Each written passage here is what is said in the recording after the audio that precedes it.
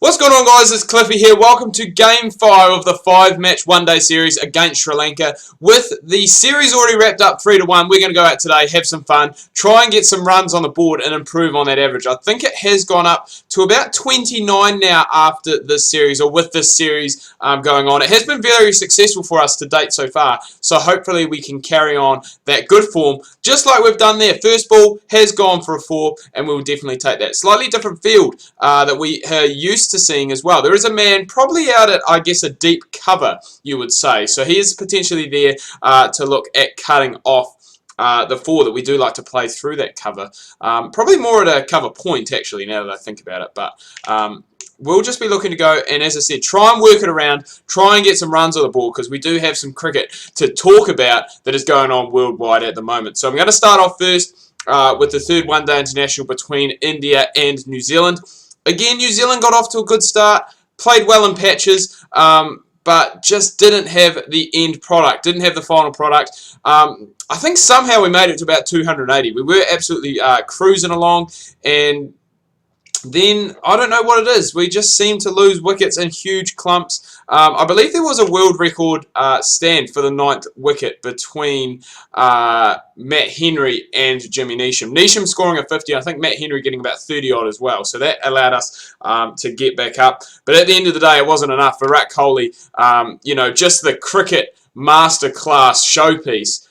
Showing how good he is in one-day internationals. I believe he scored his 26th one-day international 100, which is absolutely incredible. You know, for a guy who's still only 27 years of age, he still has, probably at least another 6 or 7 years at the top in one-day cricket. And I mean, the amount of centuries that he can score in that time, could be absolutely crazy. We will just have to go and wait and see. But 154 not out as well. And he is just, as I said, an absolute freak when it comes to batting, especially in India. In India, he scores runs just for fun. I think he's a top T20 batter at the moment as well. I think he averages about 55 in that format. So that is absolutely crazy. So we've had that. The Pakistan-West Indies test match, I believe. I think that's still going. I think I'm recording this video on Monday. I think Monday night is the final night to play for that there. Or maybe there's another 2 nights. I'm not 100% sure. But Pakistan, they are in complete control. They rolled the Windies quite comfortably. Well, didn't roll them, but I mean, they bowled them out. Had the opportunity to follow on. I don't think they took it and went into bat again. Speaking of master batters, Yunus Khan, I believe, scored his 33rd Test match century. So he is a guy who, again, just a masterclass batter, getting on to the back end of his international career. Misbah-ul-Haq was close as well. I think he scored 96 in the first innings. Not too sure what he did in the second innings, but Yasir Shah, another 4-fer, and people are saying that, it's another 4-fer in the UAE for him, and he's taken it how many times, we do not know, but obviously a very, very good bowler. So it's looking as though Pakistan are going to take out that test match there. They took out the pink ball day-night test match last week. I just cannot beat the inner ring today. This is really strange. Normally I'm getting everything away. We're 9 off 12. We haven't batted badly, but we have just picked out the fielders to date so far. So I just don't want to throw my wicket away here. We've done the hard work. I do just want to keep going. There we go. We finally get one away. Finally beat the infield and pick up a single. So that is going on. And a test that does, for the neutral, this is probably very, very exciting. As I said, recording this on Monday, so we are going to get day 5 on Monday night. But that is Bangladesh-England. And Bangladesh was set, I think, about 283 to win in the second innings. And I think heading in to stumps at day 4, I think they only need about 33 runs with 2 wickets left in hand. So really the game is going to be over probably within the first hour, you would have to say. But it will be very, very interesting. It's definitely not going to be a draw. Just with the way things are lined up. Obviously, just 2 wickets needed and only 33 runs needed for Bangladesh to pull off a historic test win.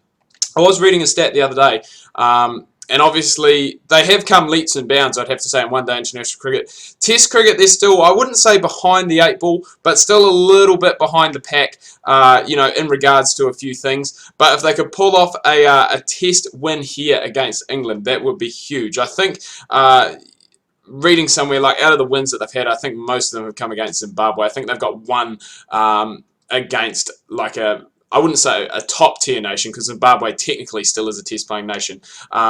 But they've got one against a bigger team. I'm not too sure who it was. Probably the Black Caps, because, I mean, Bangladesh just seem to be our bogey team. We always seem to lose to them. So they've probably got a test against us over there. But it would be huge, not only for Bangladesh cricket, but for world cricket as well. And it really shows, you know, that those smaller nations. And it gives hopes, you know, for the likes of, you know, the Irish, the Afghans, you know, that there is a chance for them to go and play Test cricket and be competitive. So as I said, not just a big win for Bangladesh it would be, but a big win for world cricket in general. But I think even getting this close, you know, with just 33 runs required against an England team that, personally, I don't think is 100%. You know, there are a few players who haven't gone on the tour for various reasons, security reasons. Obviously, James Anderson is out injured, so they're missing probably their best seam bowler at the moment, seam and swing bowler, I guess you would say. I don't know how much it's doing. I think it was doing a little bit of reverse, actually, and Broad Stokes. Stokes has done very well in this test match. He almost scored 100, I think, in England's first innings at bat and took 4 for with the ball. Getting it to reverse swing, which I think, you know, is obviously a key for this England side to get that going on. You know, Ben Stokes, I think if he goes well, the England Test side goes well, because he is one of those guys that just, man, I played that late. He's one of those guys that, you know, really can turn a game. Bats normally 6 or 7. If he scores runs and he takes wickets, it takes pressure off the other guys, obviously. So it will be interesting to see how that test match does finish up. Obviously, Monday night it is going to finish very early on as well, you would have to say. I can't imagine it lasting too much longer than, you know, the first hour. Possibly might go the first session. I mean, Bangladesh, they've got nothing but time to bat. So they'll just basically, I guess, take their runs as they come. But we do obviously just need to wait and see. But apart from that, that really is all I do have to talk about. And at a perfect time as well, because apparently we've gone and edged an absolute rank full wide full toss. Said full twice in that sentence. From Dilshan. You know what? I'm going to review it. I think I hit the ground, but decisions aren't often wrong in this game. And as we can see, the umpire putting the hand up. The review has been used. Wasn't the worst innings in the world from us, but 26 of 23. Really would have liked to have gone and kicked on, scored something a little bit bigger if possible.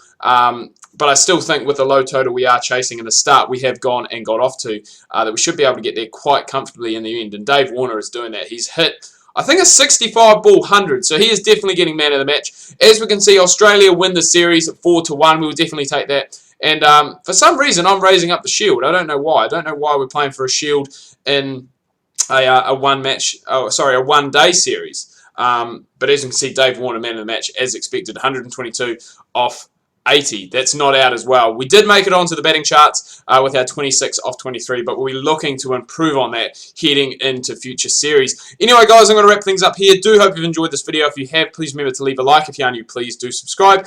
Make sure you check out my Facebook and Twitter. Links to that can be found down below in the description. Hope you're having a good week so far. Make sure you tune in tomorrow. We've got more cricket content coming your guys' way with Cricket Coach England Reborn. Make sure you do not miss that.